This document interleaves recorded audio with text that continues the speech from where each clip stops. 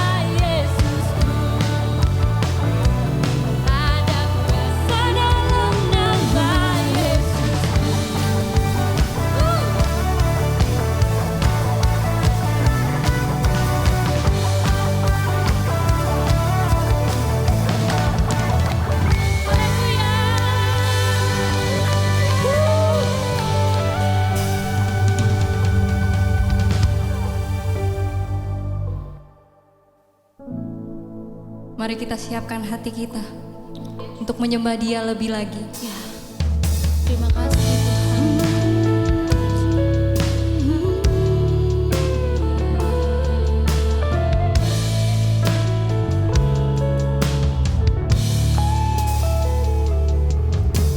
Semusim berlalu, namun Kau selalu peliharaku. Kasih dan setiamu tak pernah layu di hidupku. Lebih luas dari samudra, kebaikan-Mu Bapa takkan habis di hidupku.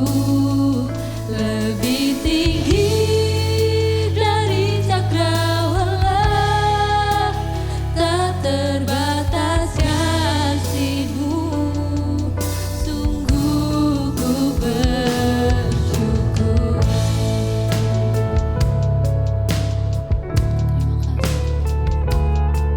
Terima kasih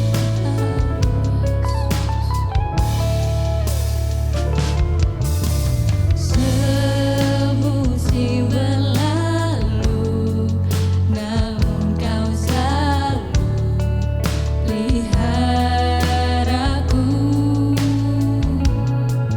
Kasih dan setiamu tak pernah layu di hidupku. Lebih luas dari samudra, kebaikan-Mu Bapa takkan habis di hidupku.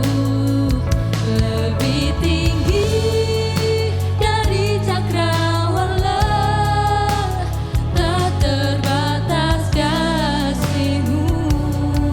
Sungguh ku bersyukur.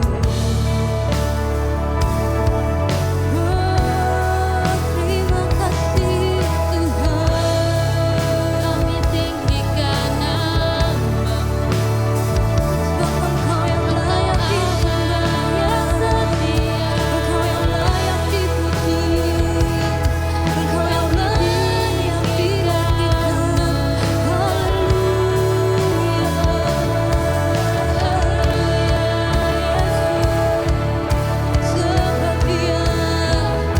Sebab Dia yang layak dipuji, Dia yang layak disembah.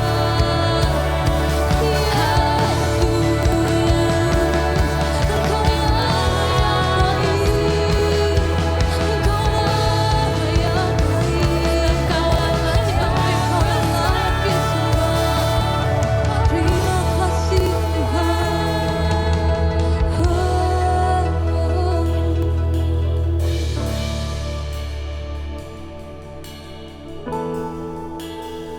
Lebih luas dari samudra, kebaikan-Mu Bapa takkan habis di hidupku.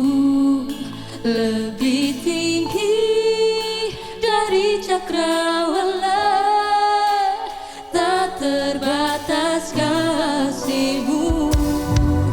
Sungguh ku bersyukur dari samudra, kebaikan-Mu Bapa takkan habis di hidupku. Lebih tinggi dari cakrawala, tak terbatas kasih-Mu. Sungguh ku bersyukur.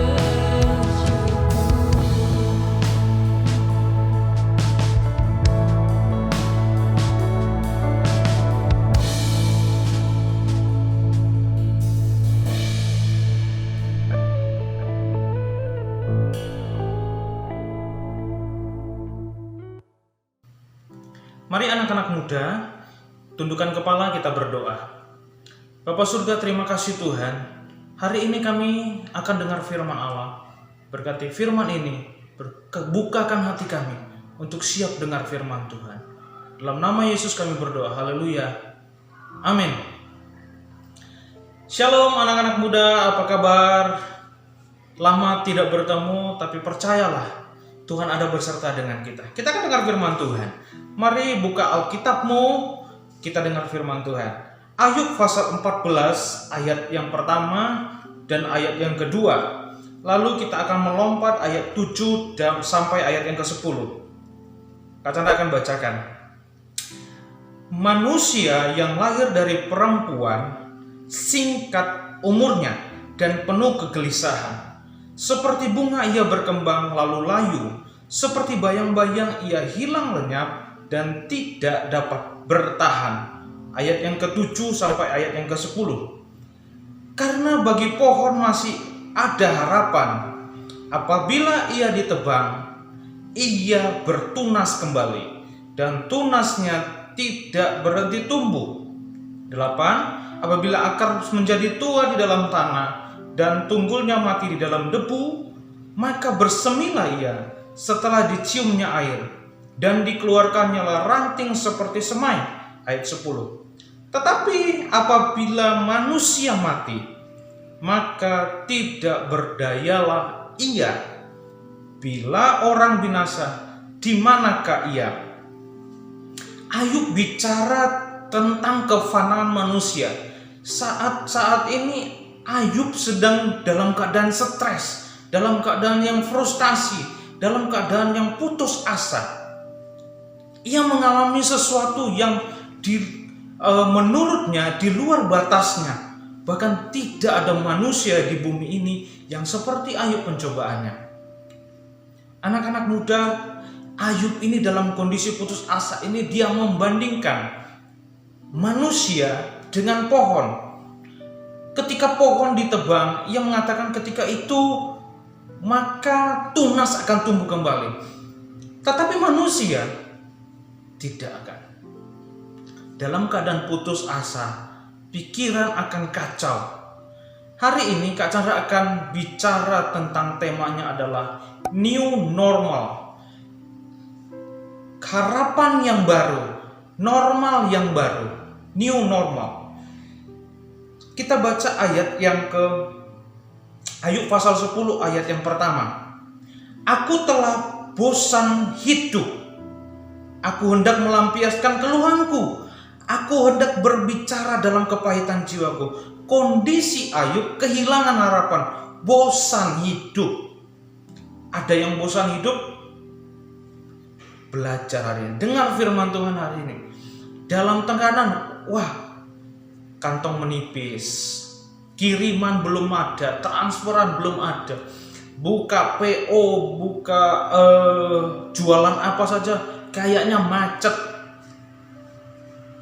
Macam-macam, butuh kuota, butuh jalan-jalan, butuh makan, belum boleh ya kemana-mana karena stay at home. Jadi anak-anak muda putus asa. Dalam keadaan putus asa, orang tidak berpikir normal lagi. Dia menganggap dirinya gagal. Dia menganggap dirinya itu sesuatu yang sudah tidak berarti lagi. Ada 3 poin yang Kak Chandra akan bagikan. Yang pertama, Tuhan berkuasa atas segala sesuatu. Sekali lagi, Tuhan berkuasa atas segala sesuatu. Ketika Ayub sudah mulai dipulihkan, Tuhan bicara sama Ayub. Ayub pasal 38 ayat 4 sampai ayat yang ke-5. Di manakah engkau ketika aku meletakkan dasar bumi? Ceritakanlah kalau engkau punya pengertian. Siapakah yang telah menetapkan ukurannya? Bukankah engkau mengetahuinya? Atau siapakah yang merentangkan tali pengukur padanya? Allah Tuhan kita menunjukkan kekuasaannya kepada Ayub. Ayub, dalam segala keadaan terdesak sekalipun, aku punya kuasa. Alkitab tuliskan. Aku yang membuat bumi ini, meletakkan ujung ke ujungnya, meletakkan dasar-dasarnya. Bahkan Alkitab menuliskan hidup kita, hidup Ayub itu ada dalam tangan Tuhan. Jadi ketika itu Tuhan mau berkata begini, masa depanmu, harapanmu ada dalam tangan Tuhan. Siapa yang frustasi dengan harapan-harapannya? Gara-gara corona, harapan hilang. Maunya ini tapi nggak bisa. Maunya itu macam-macam, sehilang harapannya. Sudah mulai hancur. Bukan hanya corona mungkin ya. Harapannya bisa hilang. Ketika Tuhan menjawab Ayub dengan kekuasaannya, Amsal 23 ayat 18 menuliskan gini, kita baca ya. Amsal 23 ayat 18. Karena masa depan sungguh ada dan harapanmu tidak akan hilang. Kak Chandra berprinsip seperti ini. Masa depan, harapan orang yang takut akan Tuhan tidak akan hilang. Harapan orang yang takut akan Tuhan tidak akan hilang. Ini ayatnya tadi itu. Amsal 23 ayat 18. Harapanmu tidak akan hilang. Pertanyaannya, kenapa kita kehilangan harapan? Kak Cara juga pernah kehilangan harapan. Tidak ada manusia yang tidak pernah kehilangan harapan. Loh, kok bisa?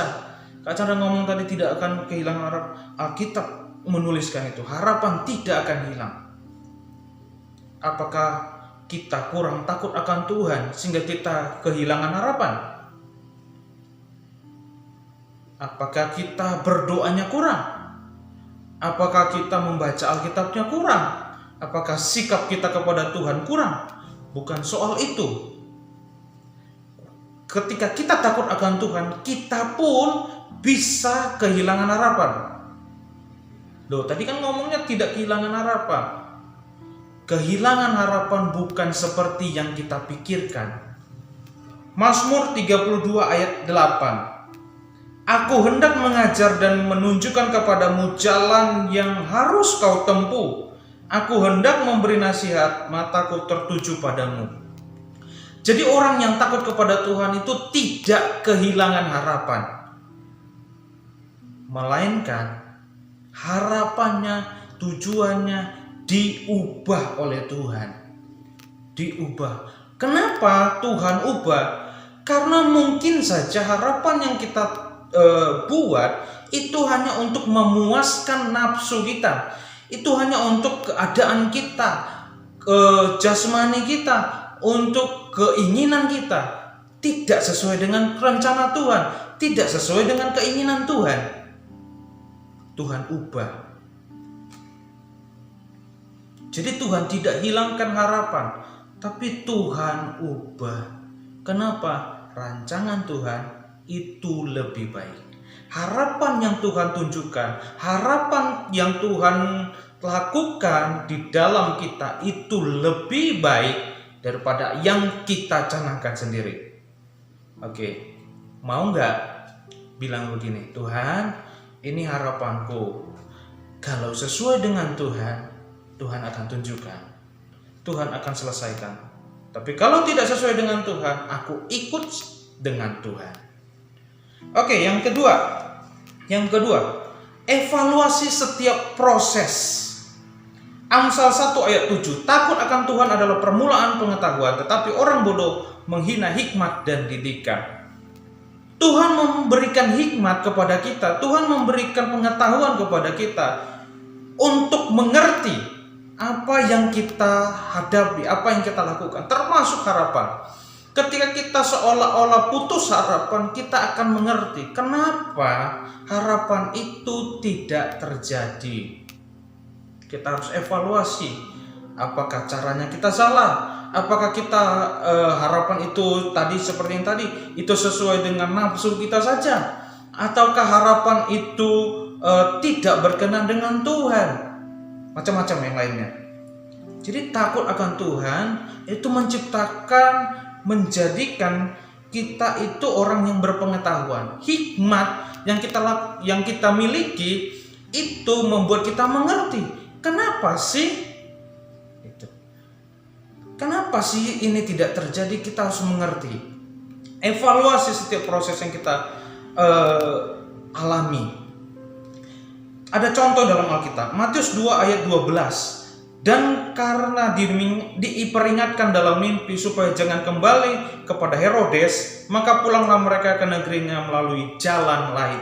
Ini adalah orang-orang Majus. Ketika menemui Yesus, mereka diberi mimpi oleh Tuhan untuk tidak pulang ke Herodes melalui jalan yang sama.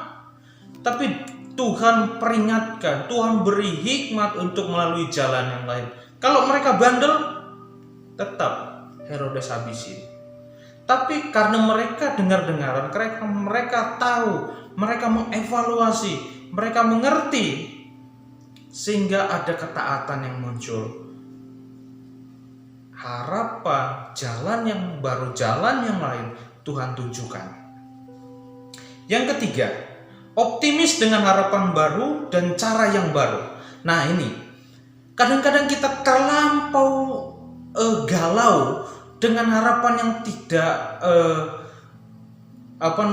tidak terjadi. Contoh, pengennya cari pacar yang seperti ini, udah berusaha malah sikapnya dingin seperti kulkas misalnya, bukan kulkas, seperti es. Kita sudah semangat, kok dia dingin gitu. Nah, lalu mungkin yang anak-anak remaja, mungkin engkau berusaha belajar, tapi kok hasilnya belajar lagi ya. Optimis dengan cara yang baru. Mungkin harapanmu ada sesuatu harapan yang seolah-olah, loh kok begini ya. Kadang-kadang Tuhan ubah, seperti tadi Tuhan ubah untuk harapan yang baru. Kita pasrah, aku nggak berguna lagi. Bukan. Optimislah dengan harapan yang baru yang Tuhan berikan dalam diri kita. Optimislah. Ayub 17 ayat 1. Di situ dituliskan bahwa Ayub itu semangatnya patah, umurnya habis katanya. Yang ada tinggal kuburan. Dia berkata begini, Tuhan udah nggak ada apa-apa lagi. Udah nggak ada apa-apa lagi. Udah ada semangat. Nah ini masih ada semangat. Kalau orang yang bersemangat itu bangun pagi, ya pagi itu jam maksimal ya, pagi itu kalau bangun itu jam 7 itu bangun. Ada yang bangun jam 10, jam 11 itu siang ya, sudah siang, bangun kesiangan. Kenapa? Alah, nggak ada aktivitas, nggak ada ini, males-malesan. Bukan. Jadi bangun, olahraga, semangat. Yang mau lari pagi sekitar rumah ya nggak apa-apa. Kalau nggak bisa keluar rumah sekarang ini, di dalam rumah ya lari-lari aja. Nah itu ada yang sepedaan, tapi tetap jaga protokol kesehatan. Nah sebelum Ayub dipulihkan tadi, yang merasa diri mengasihani diri, aku begini mengasihani. Masih ada yang sering mengasihani diri. Begini, aku kan gak berguna. Siapakah aku ini? Gak bisa. Tuhan mau kita optimis dengan hal baru, termasuk harapan yang baru. Mazmur 142 ayat 4. Ketika semangatku lesu di dalam diriku, Engkaulah yang mengetahui jalanku. Di jalan yang harus kutempuh dengan sembunyi, mereka memasang jerat terhadap aku. Ini tulisan dari Raja Daud. Ketika dia semangat, dia berkata, Tuhan, Engkau yang tahu jalanku. Ketika dia mulai ini, Tuhan, Engkau yang tahu harapanku. Dia optimis, dia menyerahkan kepada Tuhan. Tuhan, aku sudah mulai semangat, udah mulai lesu. Dia berkata, Tuhan, Engkau yang tahu. Tuhan, Engkau yang tahu. Bangkit kembali. Ayo bangkit kembali. bangkitkan semangatmu, optimis dengan harapan yang baru, cara yang baru yang Tuhan berikan. Kalau hari ini engkau diberikan Tuhan harapan yang baru, cara yang baru, optimis. Sambut, oke Tuhan, ini harapan yang baru, ini cara yang baru, tak jalani. Oh ini ada peluang usaha, tak jalani. Oh ini ada tantangan baru, jalani. Optimis. Ayat terakhir, Mazmur 145 ayat 14 sampai ayat 16. Tuhan itu penopang bagi semua orang yang jatuh dan penegak bagi semua orang yang tertunduk. Mata sekalian orang menanti engkau, dan engkau memberi mereka makanan pada waktunya. Engkau yang membuka tanganmu dan berkenan mengenyangkan segala yang hidup. Anak muda, apapun keadaanmu hari ini, engkau lesu, tertunduk. Mungkin engkau sedang dalam keadaan yang hopeless. Mungkin engkau saat ini menghadapi, waduh, sesok mangan opo meneh. Keadaanmu tidak ada yang tahu. Jangan mengasihani diri sendiri. Aku begini, aku orang paling susah di dunia, aku begini. Bukan. Semangat. Tuhan tidak akan meninggalkan engkau. Tuhan menjadi penopang, menjadi penegak bagimu. Saat hari ini, mari kita tundukkan kepala, kita berdoa. Mungkin engkau sedang dalam keadaan yang hopeless. Mari, imani firman Tuhan. Tuhan, this is me. Ini aku Tuhan. Datang dalam keadaanmu apa adanya. Dirimu sendiri, gak usah kamu buat-buat. Datang kepada Tuhan. Dan Dia akan menolong engkau. Mari, siapapun engkau yang hari ini, yang mendengar ini, sedang dalam keadaan hopeless, dalam keadaan yang sulit, angkat tanganmu dan kita berdoa bersama. Kak Chandra percaya bahwa Tuhan ada di sana, di sampingmu, sedang memelukmu, dan saat hari ini Dia memegang tanganmu. Mari tadahkan kedua tanganmu dan kita berdoa. Bapa surga, hari ini kami dengar firman Tuhan, dan kami tahu bahwa Allah yang kami sembah Allah yang dahsyat. Engkau berkuasa atas segala sesuatu. Dalam keadaan sulit saat hari ini Tuhan, aku berdoa Tuhan, buat siapapun yang sedang menadahkan tangannya Tuhan. Tuhan, Engkau pegang tangan mereka Tuhan. Engkau peluk mereka. Tuhan, kesusahan, harapan yang seolah-olah hilang. Tidak ada harapan. Tapi Tuhan, Engkau Allah yang luar biasa. Ajar kami untuk mengerti harapan baru yang Engkau sedang kerjakan dalam kehidupan kami Tuhan. Saat hari-hari ini Tuhan, kondisi yang menekan kami, kondisi yang tidak memungkinkan dan tidak menjadikan kami tidak ada harapan. Hari ini aku berdoa, Tuhan tolong kami Tuhan. Terima kasih atas firman-Mu Tuhan. Turunlah kiranya berkat di dalam nama Allah Bapa, cinta kasih dari Tuhan kita Yesus Kristus, dalam persekutuan Roh Kudus menyertai, memberkati kita hari ini sampai selama-lamanya. Dalam nama Tuhan Yesus Kristus, haleluya. Amin. Tuhan Yesus memberkati kita semua. Lebih luas dari samudra, kebaikan-Mu Bapa takkan habis di hidupku. Lebih tinggi dari cakra